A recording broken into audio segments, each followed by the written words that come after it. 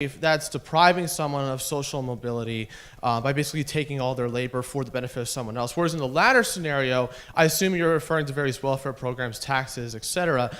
So take the first one. You're talking about the fact that in slavery, you're saying, there's an open ripoff. One guy stealing from another, taking in a sense his hard-earned labor.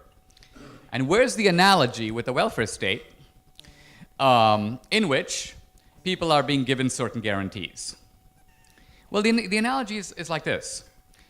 In the plantation, the slave owner, who's the master, is using force to compel another guy to work against his will and taking the fruit of his earnings. We should never forget that in a democratic society, the majority is in exactly the same position. In other words, in a democratic society, imagine if there are 100 people in a room, in this room, and we take a vote, and let's say our vote is this. Here's a hardworking guy, and our vote is 95-1, right, to take his savings and distribute it among all of us. First of all, politically that's very attractive because a lot more people will benefit. The only guy we're penalizing is one guy, right?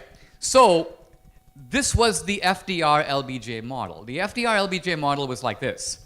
The Democratic Party has to get to a majority in order to perform the ripoff. To get to a majority, we need votes.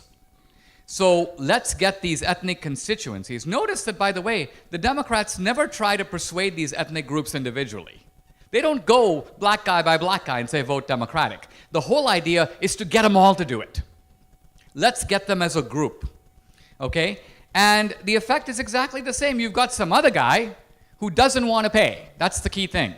He wouldn't give voluntarily. That's why you have to tax him. That's why you've got to extract the money out of him by force, because he's not willing to part with it. It's his own earnings. He's going to try to hold on to it. You have to take it. So even though the force in our society